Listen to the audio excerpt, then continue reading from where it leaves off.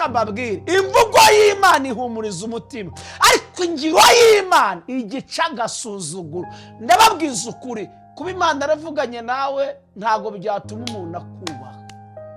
Kuvugana n'Imana kwawe ntago wabijyana muri karitsiye ngo bagire reka, ariko reka iyo Imana ikoze icyo yavuze, iyo ishize mu ngiro icyo yavuze, igica agasuzuguro. Naje kubabwira iki? Mutunze imvugo y'Imana igihe kirekire, harageze ngo ibyari imvugo ibishyire mu ngiro, nibwo agasuzuguro usuzugurwa kazacika. Ndabashuje mu izina rya Yesu Kristo. Imana ibahe umugisha. Reka dushimire Imana ko yongeye kuduha umwanya mwiza kugira ngo tuganire ijambo ryayo, kandi namwe tubashimire uburyo mudahwema kubana natwe mu buryo bwo kwamamaza ubutumwa bwiza. Ni umugisha udasanzwe, tubiha agaciro, nubwo rimwe na rimwe umuntu abura uko abyerekana, ariko turabashimira iyo tubonye abantu batwandikira batubaza ko tudaherutse kubona inyigisho, abaduhamagara. Tuzirikana. Imana ibaho umugisha. Rero reka dushimire Imana ko yongeye kuduha uyu mwanya na buno buryo, maze dusaba Imana kandi kubana natwe muri uyu mwanya kugira ngo dutange icyo Imana yadushyize ku mutima. Turagushimiye kuri Imana nziza, urera kandi urakiranuka. Reka tugushimire ko duhaye Imana ikomeye y'ubuzima, none kandi ukaba utwemereye guhagarara ahangaha kugira ngo dutange ubutumwa. Nkundire amatwi agiye kubwumva n'imitima igiye kubwakira, aboneka igitangaza kubwira ijambo ry'ubuhanuzi mu izina rya Yesu Kristo, amen. Reka dusome ijambo ry'Imana mu gitabo cya mbere cya Samweli, igice cya mbere umurongo waho wa 6. Turasimbuka dusome na 26 tugeze kuri 28. Igitabo cya mbere cya Samweli, igice cya mbere umurongo wa 6, haravuga ngo kandi mukeba we yajyaga amubabaza cyane, akamutera agahinda kuko Uwiteka yari yaramuzibye inda ibyara. 26 uwo mugore aravuga ati, Nyagasani ndahiye ubugingo bwawe, nijye wa mugore wari uhagaze iruhande rwawe bwa bundi nsaba Uwiteka.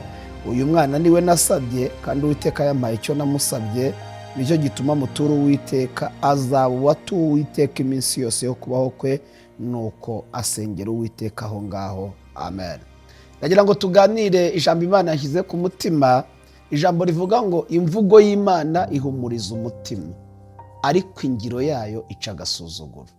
Imvugo y'Imana ihumuriza umutima, ingiro y'Imana igaca agasuzuguro. Bibiliya itweretse uyu nguyu ni umubyeyi wari ufite ikibazo cyo kutagira urubyaro. Ntago twigeze duhura n'icyo kibazo ngo tubeho dutegereje urubyaro. Imana yatugiriye neza, iduha umugisha. Tukimara gushaka haca amezi makeya, Imana iduha umugisha w'urubyaro. Ariko nzi umubabaro, nzi agahinda, njya nganira, yewe mfite na bamwe mu nshuti zanjye bagitegereje urubyaro. Niba hari umubabaro wa mbere, niba hari ikibazo cya mbere kibaho, ni ugushaka ntubone umugisha w'urubyaro. Uyu mubyeyi yarashatse nk'uko abandi bashaka. Burya gushaka ni kimwe, no kubyara ni ikindi.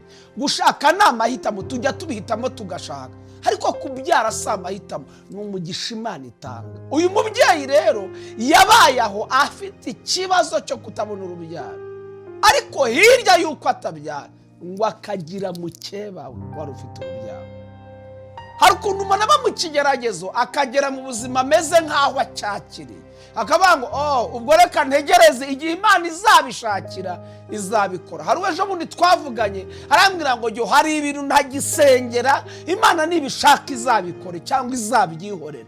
Iyo umuntu ageze ku rwego avuga gutyo, umutima we uba ugeze aho wananiwe kwihangana no gutegereza, akamera nk'aho ngo niba nzapfa niba nzakira ntago mbizi. Akagira ikibazo kimeze gutyo, ariko akagira n'abandi ku ruhande bamera nk'abamukomeretsa cyangwa nk'abamusonga ku bwa cya kibazo. Uyu Yohana niko yari ameze. Yari afite umugabo umukunze, utajya umustressa kubera ko adafite urubyaro, ariko ngo akagira mukeba we waho muhozaga ku nkeke. Bene akagenda agasenga Imana, akumva ijwi ry'Imana, yataha agataha yumva ihumure ryuzuye umutima, ariko yahura na mukeba we akamera nk'aho amwibukije nuko afite ihumure ariko ntabwo arabona urubyaro ngo akongera agakomereka bundi bushya. Bivuze ngo nubwo yatahanaga imvugo y'Imana, yatahanaga ihumure ariko ntiyatahanaga igitangaza. Ariko reka mbabwire, imvugo y'Imana ihumuriza umutima, ariko ingiro y'Imana igica agasuzuguro. Ndababwiza ukuri, kuba Imana aravuganye nawe ntabwo byatuma umuntu akubaha. Kuvugana n'Imana kwawe ntabwo wabijyana muri karitsiye ngo bagire reka. Ariko reka iyo Imana ikoze icyo yavuze, iyo ishize mu ngiro icyo yavuze, igica agasuzuguro. Naje kubabwira iki? Mutunze imvugo y'Imana igihe kirekire, harageze ngo ibyari imvugo ibishyire mu ngiro, nibwo agasuzuguro usuzugurwa kazacika.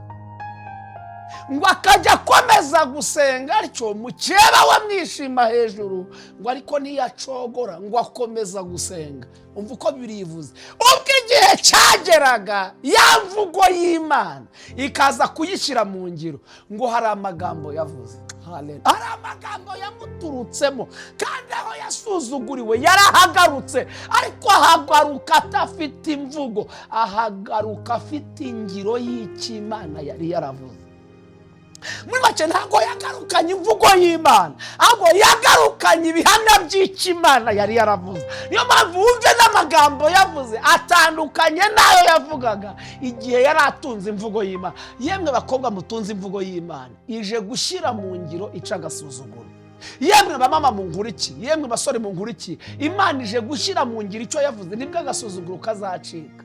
Umva ukuntu havuze 26, uwo mugore aravuga ati, Nyagasani ndahiye ubugingo bwawe, nijye wa mugore wari uhagaze iruhande rwawe bwa bundi saba Uwiteka.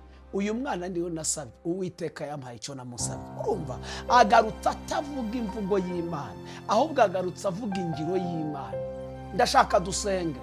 Naje kubaho ubutumwa buvuga ngo imvugo y'Imana ihumuriza umutima, ariko ingiro yayo ica agasuzuguro. Ninginze Imana muri kuno kwezi kwa gatanu, ninginze Imana kuno kwezi kwa utunze imvugo umutima rwose urahumuritse, ariko agasuzuguro nikaracika, kazacibwa neza, kazacibwa n'ingiro y'Imana ubwo iri buze gushyira mu bikorwa. Reka dutunze amasezerano y'Imana yatubwiye. Hari igihe umuntu akubwira ngo nzagukorera kintu, ukagitunga ugategereza, ariko muri gifite agaciro niyo yagishyize mu bikorwa. Reka mbabwize ukuri, ni ukuri ijambo turihabwa n'icyo Imana yakoze, turihabwa n'icyo Imana yakoze. Uyu munsi hari aho umuntu ajya akavuga bikeya bakumva cyane. Kubera iki? Barabona ingiro y'iby'Imana yakoze. Ariko itunze imvugo, haniye batese twabwirwa n'iki ko ari Imana yavuganye nabo? Ese byaba atari nabyo? Ese yaba ari murare yiha? Ese baba baramubeshe atari Imana yavuze? Ariko iyo ari ibintu bigaragara ntizinywa gutanga ibisobanuro. Niyo ngo bamaze kwambuka Yorodani, Yesu aravuze ngo ntimuvire maho, ahubwo mushaka 12 baza batora amabuye 12 bagende bayashinga igirugari. Ubwo abana bazabaza base mu bihe bizaza, bazababwire ngo ubuhamya nuko twambutse, ariko aya mabuye ni ibihamya. Ibihamya ni ingiro y'Imana. Iyo Imana ikoze igitangaza aba ari ingiro muri make. Ugera uvuga ngo yari yarambwiye, none dore icyo yambwiye cyarabaye, bigatuma n'uguteza amatwi arushaho kwizera, kuko uravuga yavuze ukerekana n'icyo yashohoje. Reka dusenge. Imvugo y'Imana ihumuriza umutima, ingiro y'Imana ica agasuzuguro. Yakubwiye ko izaguha inzu, kuba yarabikubwiye ibyo ntabwo byatuma tukubaho. Yakubwiye ko izagukomeza, tuzabikora ari uko tuzakubaha, ari uko twabonye ingiro yagiye mu bikorwa. Yemwe abamaze igihe mutuze imvugo y'Imana, nimwakire ingiro y'Imana mu izina rya Yesu. Uyu mugore nawe yagarutse afite amagambo atandukanye nayo yari afite, kandi agaruka hahandi nyine bari bamuwe. Mwibuke ko na Eli yigeze agera hamubwira ngo uzagezaho isindwe ryawe, mbese waretse vino yawe? Ko nagasuzugura, avuga ngo sinasinze, sinanyoye vino, ahubwo aya magambo nayatewe n'umubabaro wuzuye umutima wanjye. Ngo aramubwira ngo agenda amahoro, Imana iguha icyo wayisabye.